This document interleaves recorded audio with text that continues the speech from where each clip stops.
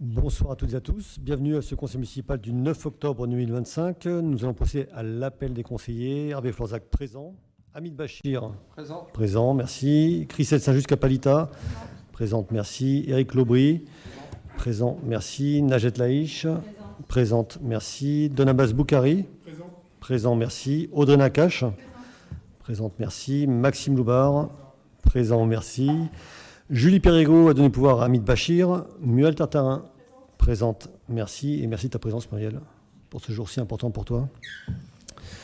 Siam Toisy. Présente, merci. Christine Catarino. Présente, merci. Germia Fayavong. Présente, merci. Yael Radolani-Rina a donné pouvoir à Audrey Nakache. Valérie Zwilling. Présente, merci. Samir Tamine. Présent, merci. Luc Dogbet. Présent, merci. Jonathan Lebon a donné pouvoir à Hervé Florzac. Jérémy Kézac. Présent, merci. Thibault Leroux.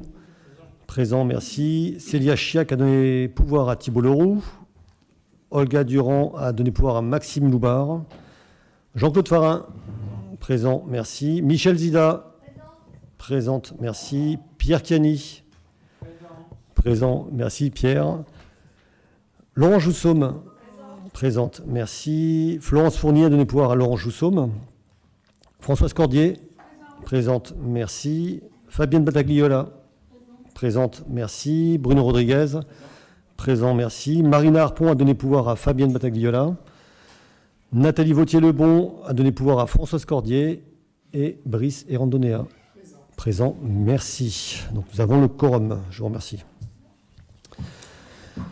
Nous allons désigner le secrétaire de séance. Il est demandé au conseil municipal de bien vouloir désigner M. Hamid Bachir en tant que secrétaire de séance. S'il l'accepte, bien évidemment. Avec plaisir. Il l'accepte avec grand plaisir. Parfait, merci Hamid. L'ordre du jour du conseil municipal a été affiché en mairie le 3 octobre 2025. Il est également publié sur le site internet de la ville. L'ordre du jour du conseil municipal, accompagné des rapports de synthèse, est envoyé aux élus en amont du conseil par voie dématérialisée le 3 octobre 2025. Des questions de l'opposition pour servir jouy ont été reçues. Elles seront abordées à la fin du conseil municipal. Nous allons commencer donc par la première note à l'ordre du jour, qui est l'approbation du procès-verbal du conseil municipal du 26 juin 2025. La parole est à Christelle Saint-Just-Capalita. Christelle, tu as donc la parole. Merci, monsieur le maire. Par rapport au dossier que vous avez pu recevoir, il y a une erreur dans le nom du secrétaire et elle sera corrigée. D'ailleurs, à l'écran, vous voyez que c'est corrigé. Et c'est dans ce sens que nous vous demandons d'approuver le procès-verbal de la séance précédente. Merci Christian. Alors je vais prendre la parole en Mme Cordier l'après-midi. Je remercie donc l'opposition qui nous a signalé ça ce matin de ce que j'ai appris. Parce qu'on a lu effectivement au début du procès-verbal, il y a bien le nom de Nathalie Vautier-Lebon. Elle a remplacé Bruno qui n'était pas là la fois dernière, donc bon, c'est comme ça. Hein. Donc ça a été modifié, ça sera donc c'est corrigé déjà dès maintenant. Hein. Je crois que vous voulez prendre la parole, Mme Cordier. Je voulais juste m'étonner que Mme Vautier n'ait pas été consultée sur le.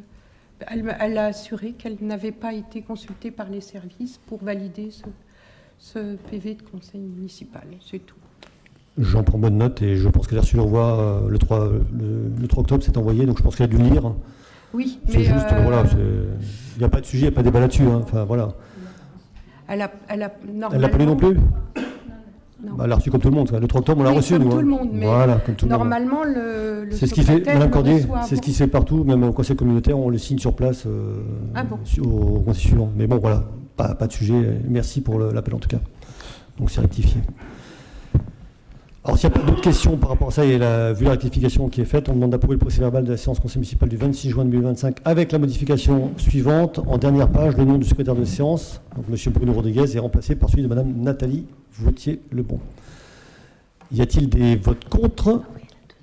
Des abstentions? Rien de tout cela. Donc, adopté à l'unanimité. Je vous remercie. Second point de l'ordre du jour. Il s'agit du ralliement à la procédure de renégociation du contrat groupe d'assurance statutaire 2027-2030 du Centre interdépartemental de gestion. La rapporteuse est Christelle. Christelle, tu as la parole. L'actuel marché d'assurance des prestations statutaires prendra fin le 31 décembre 2026. Le CIG va renégocier un contrat pour la période 2027-2030 et nous propose de le rejoindre. À l'issue, nous pourrons décider de souscrire ou non à l'offre retenue en termes de garantie et des taux de cotisation, comme ça avait été le cas en 2022. La participation financière ne sera due qu'en cas d'adhésion au contrat groupe et est actuellement estimée à 3 700 €. Il est donc demandé au Conseil de décider de se joindre à la procédure de renégociation et de prendre acte que les taux de cotisation seront soumis préalablement à la ville pour une prise de décision. Merci Christelle. Y a-t-il des questions par rapport à cette note? Rien de... Voilà. Ça suit son cours, comme on dit. Donc on va passer au vote. Y a-t-il des votes contre? Des abstentions? Rien de tout cela adopté à l'unanimité. Merci Christelle. Troisième point de l'ordre du jour, il s'agit de la convention de mise à disposition partielle de services entre la CACP et les communes membres pour le développement d'une plateforme d'archivage électronique mutualisée. Christelle, tu as la parole. Après une première réflexion engagée pour la mise en place d'un système d'archivage électronique en fin 2023, une nouvelle étape opérationnelle nous est proposée avec la livraison d'une plateforme mutualisée avec la CACP et les communes en décembre 2027 dans le cadre d'une mise à disposition partielle de services. Il s'agit du service archive de la CACP. Une convention matérialise le partenariat dans un souci de modernisation de l'administration. C'est une convention d'1 an, renouvelable 1 an. C'est un projet qui est largement subventionné, donc qui est réalisable et soutenable financièrement pour la ville, au regard du coût global que vous avez dans la note. De plus, on peut aussi bénéficier de l'expertise technique de la CACP. Dans ces conditions, il est demandé au Conseil d'approuver la dite convention et d'autoriser Monsieur le maire à la signer. Merci Christelle. Avez-vous des questions par rapport à cette note? Aucune. Donc on passe au vote. Y a-t-il des votes contre? Des abstentions? Rien de tout cela. Donc adopté à l'unanimité. Je vous remercie. Merci Christelle. Quatrième point à l'ordre du jour, il s'agit de l'adoption de la convention relative à la réalisation de l'adressage, de la mise sous pli et du colisage de la propagande électorale pour les élections municipales. Christelle, tu as la parole. Dans le cadre de la préparation des futures élections municipales, la préfecture a sollicité les communes pour organiser la mise sous pli de la propagande électorale et le colisage des bulletins de vote. L'accord entre les parties doit prendre la forme d'une convention. Villemoutier optera pour une gestion en régie.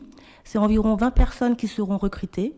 Une dotation forfaitaire de l'État est prévue pour couvrir la rémunération des agents. Il est donc demandé au Conseil municipal d'approuver la convention et d'autoriser Monsieur le maire à la signer. Merci Christelle. Madame Cordier. Oui, j'avais demandé en commission, effectivement, là on ne peut pas savoir combien il y aura de listes, etc. Mais en gros, dans un système comme ça, est-ce que la commune dépense de l'argent? Est-ce que le remboursement de la préfecture est vraiment à la hauteur? Ou est-ce qu'il y a toujours un delta à la charge de la ville? Alors j'avais demandé que vous regardiez les autres élections. Oui, je me souviens. Ouais.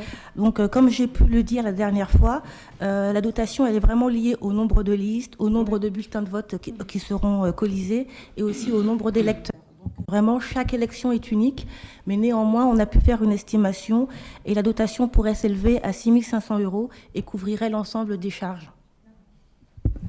Oui, alors c'est quelque chose qui ne change pas, ça a toujours existé et c'est un choix qu'on fait ici en régie, comme vous l'avez fait auparavant. Voilà. Merci. Allez, s'il n'y a pas d'autres questions, on va passer au vote pour cette mise en convention. Y a-t-il des votes contre? Des abstentions? Rien de tout cela adopté à l'unanimité. Merci Christelle. On arrive au cinquième point à l'ordre du jour. Il s'agit du rapport sur l'utilisation du Fonds de solidarité de la région Île-de-France au titre de l'année 2024. Donc c'est le SRIF. Le rapporteur est Hamid Bachir. Hamid, tu as donc la parole. Bonsoir, merci Monsieur le maire. C'est un rapport qui vient chaque année, donc qui consiste à présenter les actions contribuant à l'amélioration des conditions de vie des Jocassiens ayant été financé en 2024 par le Fonds de solidarité, donc ça a déjà été affecté. Ce fonds, pour information, il est de 562 729 € et ce montant est constant depuis 2013. Par conséquent, il est en diminution en valeur réelle. Vous avez le tableau en annexe joint à la note avec la ventilation de ces dépenses et vous pouvez observer, donc la ventilation est sensiblement la même chaque année. 47% est fléché vers l'éducatif et soutien scolaire, Pour les associations à 34% et pour tout ce qui est social, insertion donc par l'économie, réseau d'accueil des jeunes et demandeurs d'emploi à 28%. Or, les pourcentages que vous voyez dans le tableau, c'est les pourcentages par rapport à ce que la ville met, hein, évidemment. Alors vous, au public, vous ne le voyez pas, mais voilà, c'est des sommes assez conséquentes. Hein. Sur l'éducation et le soutien scolaire, c'est 43 000 € à peu près qui sont mis sur la table pour les enfants, et 20 000 donc, sont pris en charge par le SRIF, donc 47%. Quoi. Merci Hamid. Avez-vous des questions par rapport à cette note? C'est un grand classique hein, chaque année, donc on va passer au vote. Y a-t-il des votes contre? Des abstentions? Rien de tout ça, donc adopté à l'unanimité. Merci Hamid. Ah ben non, il n'y a pas de mise au vote, pardon, c'est une prise d'acte. Je suis désolé, je suis allé trop vite. Donc il n'y a pas de vote pour cette note-là, c'est juste prendre acte des dépenses et de la ventilation. 6e point à l'ordre du jour, il s'agit de l'admission en non-valeur et les créances éteintes. Rapporteur est Hamid. Hamid, tu as la parole. Oui, c'est une note également qui revient fréquemment au fur et à mesure que le trésorier public poursuit, j'allais dire, les personnes qui ne paient pas ce qu'il doit à la collectivité, ou lorsque la justice a été au bout et finalement conclut à ce qu'une créance, une recette devient irrécouvrable. Donc il y a deux catégories, les créances éteintes et les créances en non-valeur. Le montant total est de 5 150 €. Vous avez en annexe donc le détail. Il y a 120 titres, ça remonte à 2012 pour le plus ancien. Et donc au fur et à mesure, on essaie de réduire cette enveloppe de créances irrécouvrables. Pour rappel, il était il y a quelques années à 300 000, donc on descend et on est à peu près aujourd'hui à 120 000 €. Voilà. Donc il est demandé à l'Assemblée de bien vouloir donc approuver ces éléments. Merci Hamid. Avez-vous des questions? C'est une note récurrente qu'on passe régulièrement. S'il n'y a pas de questions, donc on passe au vote. Y a-t-il des votes contre? Des abstentions? Allez, rien de tout cela. Adopté à l'unanimité. Merci Hamid. 7e point à l'ordre du jour, il s'agit de la Convention protection sociale complémentaire santé. Tu as la parole Hamid. Je vais la résumer puisque c'est un renouvellement de convention de participation. Il y a une ordonnance du 24 novembre 2021 qui a instauré pour les employeurs territoriaux donc une obligation de participation financière pour la complémentaire santé à compter du 1er janvier 2026. Mais nous n'avions pas attendu cette obligation, nous avions déjà anticipé et lancé et adhéré à une convention réalisée par le SIG que nous avons bien entendu présenté donc au CST avec les syndicats et donc qui a été approuvé à l'unanimité. Et il est proposé simplement de la reconduire. Vous avez les agents concernés, la participation donc mensuelle de la collectivité et également, il me semble, oui, le nombre d'adhérents. Nous sommes à peu près à 18% d'adhérents en 2024. Madame Cordier. J'ai été assez surprise de faible taux d'adhérents parmi les agents. Et je me demandais si c'était propre à notre commune ou si dans les autres communes, c'était à peu près le même pourcentage. Je réponds. Oui. Alors, une étude a été réalisée par les syndicats et donc nous sommes dans la moyenne, tout simplement. Donc il y a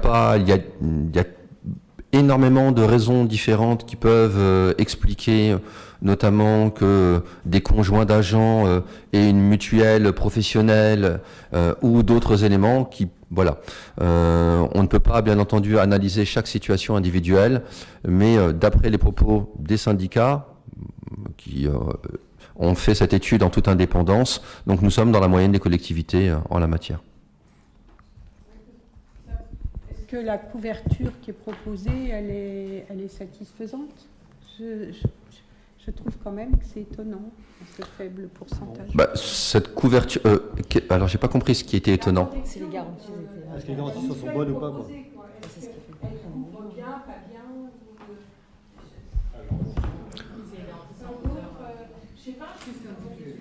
Je vous réponds Chaque rapidement. situation est...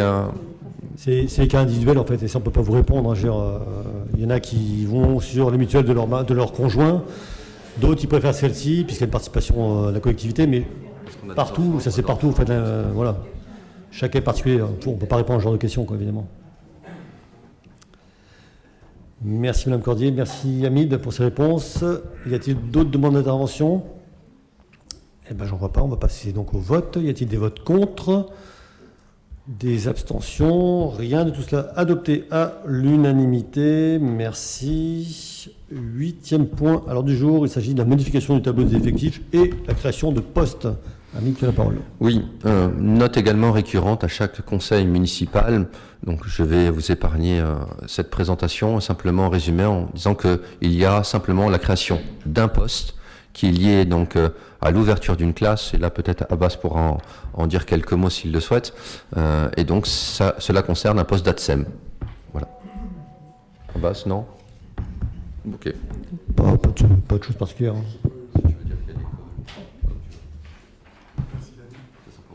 Non, attends. Ouais. Vas-y. Merci Hamid. Oui, il y a une ouverture de classe en fait au VAST, une classe maternelle, mais je pense que c'est surtout dû au fait que les enseignants ont choisi une autre structure de classe que ce qu'ils avaient l'habitude de faire. Habituellement, en fait, ils font des doubles niveaux entre le maternel et le CP. Là, ils ont plutôt fait des maternelles pures.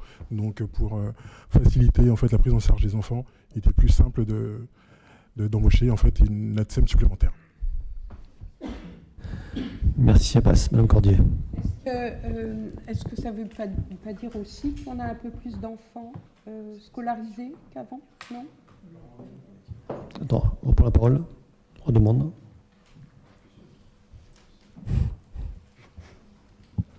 On a une vingtaine d'enfants supplémentaires sur la ville cette année, en maternelle. Et les prévisions pour les autres années? En fait, on avait vu que jusqu'en 2032, je crois qu'on avait au maximum une trentaine d'enfants supplémentaires. Donc c'est quelque chose qui reste ISO, ce sera à peu près la même chose, il n'y aura pas vraiment de modification. Donc il y a des enfants qui partent, des enfants qui reviennent, mais ce sera toujours à peu près la même chose. Oui, voilà, c'est toujours à peu près la même chose sur plusieurs années. Merci Abbas, merci Madame Cordier.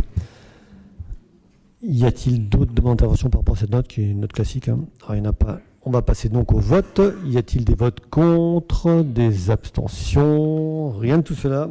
Adopté à l'unanimité. Merci Hamid. 9e point à l'ordre du jour. Il s'agit du renouvellement de la convention de partenariat avec l'association Féline de Pontoise. Le rapporteur est Éric Lobry. Éric, tu as la parole. Merci Monsieur le maire. Donc, il s'agit ici de renouveler la convention avec l'association AFELP afin d'empêcher la divagation des animaux tout en assurant la sécurité et salubrité publique. Mission principale de cette association étant de stériliser et identifier les chats errants afin de leur donner le statut de chat libre, les chatons étant eux proposés à l'adoption, coût pour la commune 1 500 € annuels. Il est demandé à l'Assemblée d'autoriser Monsieur le maire à signer cette convention de partenariat et d'approuver le versement de la subvention annuelle de 1 500 €. Et dire que ces versements se feront sous réserve de la production d'un rapport d'activité détaillé justifiant notamment le nombre de chats traités sur le territoire, c'est ça, Eric? Que je peux mettre à disposition. Voilà, merci. S'il le souhaite. Bon, en fait, je ne fais que lire ce qui est marqué en bas, mais voilà. Donc la cotisation est stable à 1 500 € comme l'an passé. Et bon, vu ce qui est signé là, ça va être stable pour, je crois, 2028 en tout cas. Alors, je n'ai pas les chiffres de tout ça, mais très belle convention, très importante pour la ville. Nickel. Y a-t-il des questions par rapport à cette note, cette convention? Il n'y en a pas, donc on passe au vote. Y a-t-il des votes contre, des abstentions? Rien de tout cela. Adopté à l'unanimité. Merci, Eric. 10e point à l'ordre du jour, et je crois que c'est encore toi, Eric. Il s'agit de la convention des aires de jeu de la forêt, de l'aire de jeu de la forêt de Lotil sur la commune de Juilly-Moutier, donc côté Éconcourt, hein, comme vous le savez. Et le rapporteur est Éric Lobry. Éric, tu as la parole. Il s'agit aussi là de renouveler la convention. Alors l'aire de jeu, je vous la resitue, elle est située au rond-point d'Aix-Veolia, juste à la route qui part vers Trial-sur-Seine. Donc renouvellement de cette convention entre le département et la ville sur la gestion de cette aire de jeu, la commune s'occupant de la maintenance de celle-ci, le département prenant en charge l'ensemble des frais liés dans la limite de 7 500 € à l'année. Il est demandé à l'Assemblée de bien vouloir approuver les termes de cette convention régissant les rapports entre le département et la commune de Juilly-Moutier et d'autoriser Monsieur le maire à signer cette convention et tout document s'y rapportant. Merci Eric. Avez-vous des questions par rapport à cette note, qui est une note pareil classique, hein, on n'entend rien comme on dit. Allez, on passe donc au vote. Y a-t-il des votes contre? Des abstentions? Rien de tout cela. Adopté à l'unanimité. Merci Eric. On en arrive au 11e point avec la convention de partenariat entre la ville de Jouy-Moutier et la Ligue nationale contre le cancer dans le cadre d'Octobre Rose. On est en plein dedans, comme on dit. Donc rapidement, hein, par rapport à cette note, hein, on constate qu'à Jouy-Moutier, seulement 40,8% des femmes de 25 à 64 ans participent au dépistage organisé. Donc dans ce contexte qu'on connaît tous, hein, la ville souhaite renouveler sa participation à la campagne nationale d'Octobre Rose afin de sensibiliser la population au dépistage précoce du cancer du sein, de mobiliser les habitants autour d'actions de prévention et de solidarité, et de renforcer son partenariat avec la Ligue contre le cancer, en l'occurrence le comité du Val d'Oise. Juste pour vous rappeler qu'au mois d'octobre, il y aura un bon nombre d'actions, mais je vous en ai énuméré quelques-unes. Donc le 8 octobre, il y a eu atelier famille avec la création d'une fresque collective en mosaïque. Le 17 octobre, il y a une mobilisation prévue des agents municipaux qui seront tous en rose, enfin, je l'espère, qui le feront, qui joueront le jeu. Le 18 octobre, donc de 10h à 12h30, au niveau de la place du bien-être, il y aura une marche solidaire avec remise de t-shirts contre dons, un stand d'information et une animation Zumba, et suivi à la fin par un petit pot convivial pour remercier tout le monde ce jour-là.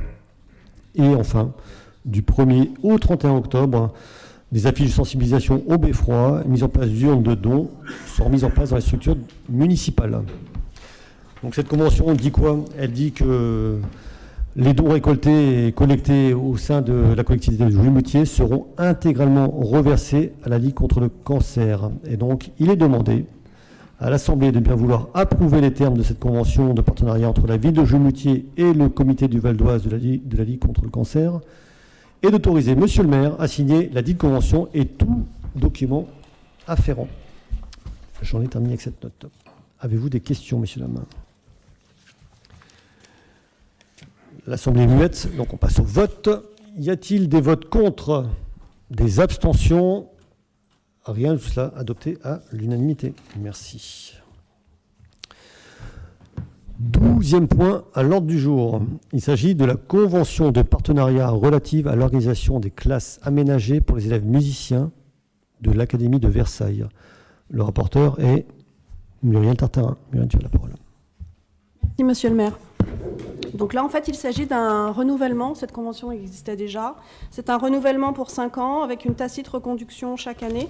Donc là, il s'agit de favoriser la réussite scolaire et artistique des élèves musiciens scolarisés dans les classes à horaires aménagés, notamment avec la pratique du chant choral au sein des établissements scolaires. Donc sur Jouy-Moutier, le Collège des Merisiers porte un projet sur le domaine du chant choral. Et afin d'appuyer ce dispositif, il est proposé un partenariat, une convention de partenariat entre le Collège des Merisiers, la ville de Jouy-Moutier par le biais de l'équipement culturel, le Nautilus, et la communauté d'agglomération, le CRR. Donc il n'y a pas d'impact financier. Il est donc demandé à l'Assemblée de bien vouloir approuver les termes de la convention de partenariat entre le Collège des Merisiers, la ville de Jouy-Moutier et la communauté d'agglomération de Cergy-Pontoise, d'autoriser le maire ou l'élu délégué à signer la dite convention et tout document y afférent. Merci Muriel. Pareil, il y a une convention de partenariat qui se poursuit. Y a-t-il des questions dans l'Assemblée? Il n'y en a pas, Brice? Non. Et bien on passe au vote. Y a-t-il des votes contre? Des abstentions? Adopté à l'unanimité. Merci Muriel. 13e point à l'ordre du jour, Muriel, c'est encore pour toi. Il s'agira de l'approbation des conventions de partenariat pour la saison culturelle 2025-2026. Tu as la parole. Merci. Donc la ville de Jouy-Moutier souhaite poursuivre les actions initiées en matière de partenariat. Donc, comme l'année dernière, il s'agit du festival baroque de Pontoise avec un spectacle au mois de février, Sublimation. Le festival jazz au fil de l'Oise avec un spectacle le 15 novembre, Radio Paradise. Le CRR, Culture du Cœur, Passe Culture, le Passe Campus et Lire et faire lire. Concernant les impacts financiers, donc il y a des coûts de cession, donc ça correspond aux 2 représentations, donc de 8 840 € et des recettes attendues à 4 000 €. Il est demandé à l'Assemblée de bien vouloir approuver les conventions de partenariat et d'autoriser le maire ou l'élu délégué à signer l'ensemble des conventions et tout document y afférent. Merci Muriel. Toujours une question. C'est parfait. Nous passons donc au vote. Y a-t-il des votes contre? Des abstentions? Rien de tout cela, donc adopté à l'unanimité. Merci Muriel. 14e point à l'ordre du jour. Il s'agit du règlement d'utilisation des LCR, du foyer rural et du pôle associatif des Merisiers. Alors, rapidement, on va faire une petite synthèse de cette note. La ville de Jouy-Moutier dispose de locaux dédiés principalement à l'activité des associations, comme vous le savez. Et le nouveau règlement d'utilisation présente certaines évolutions qui sont liées principalement à la rénovation du LCR des Merisiers, comme vous le savez, à l'ouverture du pôle associatif au parc des sports des Merisiers depuis septembre 2024, avec 4 salles adaptées, la rénovation en cours du foyer rural pour l'accueil de l'école de musique, pour l'amélioration du confort des usagers et une meilleure adaptation aux pratiques aussi, l'entretien des locaux et avec un ajustement des remises en état entre les pratiques, et aussi au constat des utilisateurs et des services concernant le matériel mis à disposition. Alors, une réunion a été organisée le 11 juin 2025 avec les associations qui sont concernées par ces modifications et elle a permis de réunir aussi l'élu avec ces associations et ils ont pu échanger, partager ces différentes caractéristiques. Alors, comme je vous dis, les salles concernées sont le pôle associatif des Merisiers, qui a été refait récemment, le LCR des Merisiers, le LCR des Joannes, le LCR de l'Église, le LCR des Bourseaux et le foyer rural. En fait, on a remis en place un règlement intérieur qui coordonne en fait toutes les salles de la même façon. Elles sont régies de la même façon. Donc, il sera demandé à l'Assemblée de bien vouloir abroger le précédent règlement intérieur pris par délibération délibération numéro 22 du Conseil municipal en date du 11 février 2016, donc il date, d'approuver le règlement intérieur de mise à disposition des locaux collectifs résidentiels LCR du pôle associatif des Merisiers et du foyer rural, et d'autoriser Monsieur le maire ou son représentant à signer tous les documents qui se rapportent au règlement intérieur des LCR du pôle associatif des Merisiers et du foyer rural. Madame Cordier. J'ai du mal à voir la différence avec le règlement antérieur. C'est la mise à disposition de nouveaux matériaux, comme c'est dans la note en fait. C'est juste une mise à disposition. Ouais, et puis aussi de faire signer les associations en fait.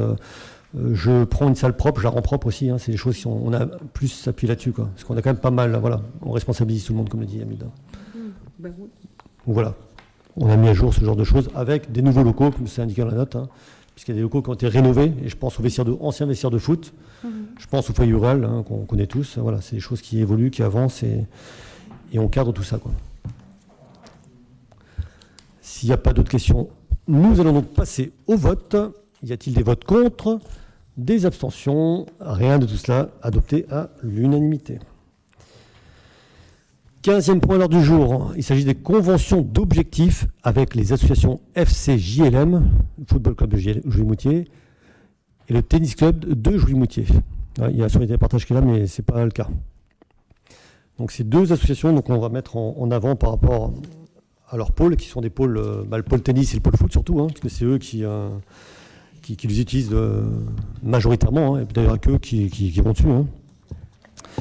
Donc là, on formalise cette collaboration entre la ville et ces deux associations. Je pense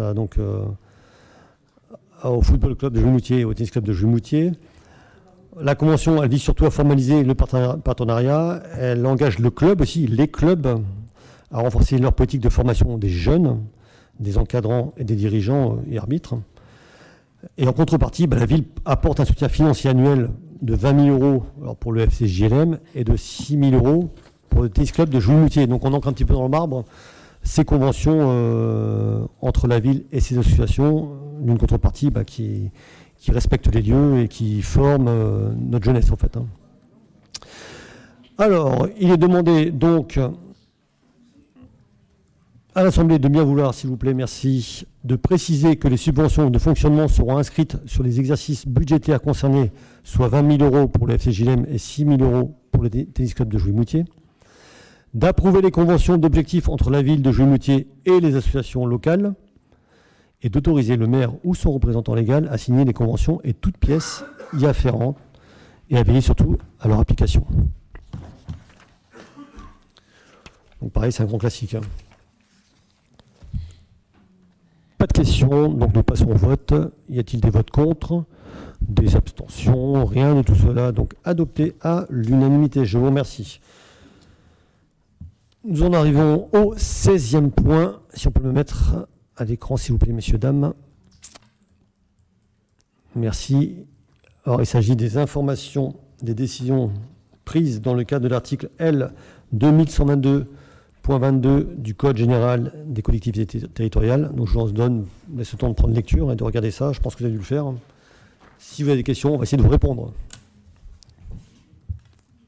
Oui. Madame Cordier. Qu'est-ce que c'est les pots à bout? Donnez-moi la... Fourniture et installation de pots à bout dans les écoles. Qu'est-ce que c'est les pots à bout? Très très bonne question. Abbas, peux-tu nous répondre ce que c'est un pot à bout? Alors, c'est à quel endroit on la trouve cette... C'est là... Éric Lobry, allez. Quelle ligne? Tout en bas? 24 890. Ah oui, d'accord, IDEX. Ouais, IDEX ah oui, oui. Énergie. Ah oui, c'est bon, je vois C'est ce quoi que les c'est. pots à bout? Vas-y, Eric. Je vais tout vous dire. Vous allez le savoir. Alors en fait, un pot à bout, c'est une sorte de filtre Ouais. qui est placé dans le circuit de chauffage D'accord. afin d'éliminer les différents dépôts, qu'ils soient métalliques, calcaires, etc. Et en fait, c'est un dispositif qui permet de réduire l'usure des canalisations. Merci. Je vous en prie. Et je vois aussi qu'il y a eu des climatisations mobiles. C'était pour les écoles, c'était pourquoi? Alors, pas que pour les écoles, c'est surtout pour les endroits où les agents de la ville ne peuvent pas bouger et reçoivent du public. Hein, donc, notamment, je pense au beffroi. Je pense aussi au niveau de la petite enfance. D'accord. Voilà, c'est les endroits là où voilà, les enfants restent sur place. Et... Ouais. Il était temps de le faire. Hein. Je suis d'accord.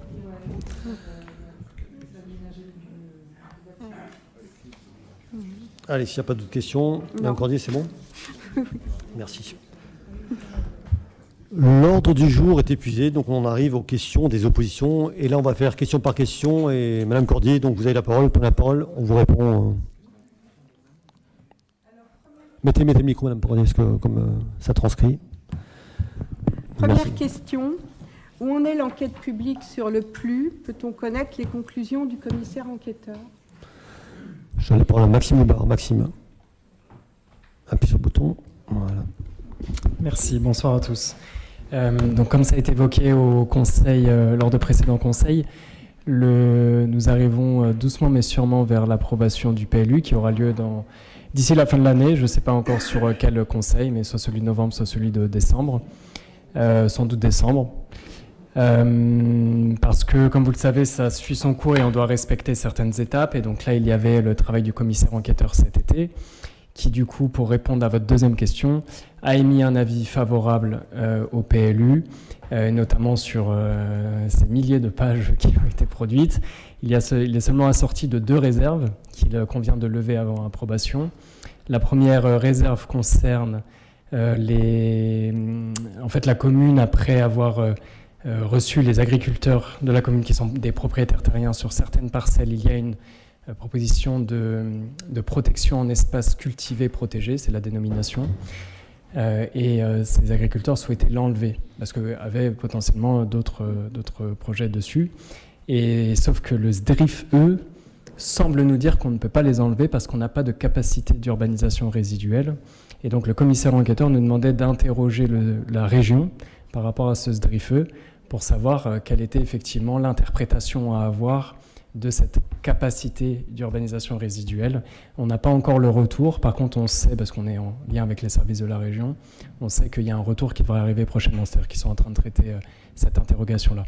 La deuxième réserve concerne la parcelle rue de Morcourt qui est fléchée pour passer en zone naturelle. Et le commissaire enquêteur nous demandait de recevoir, de discuter avec les propriétaires, ce qui a été fait cette semaine.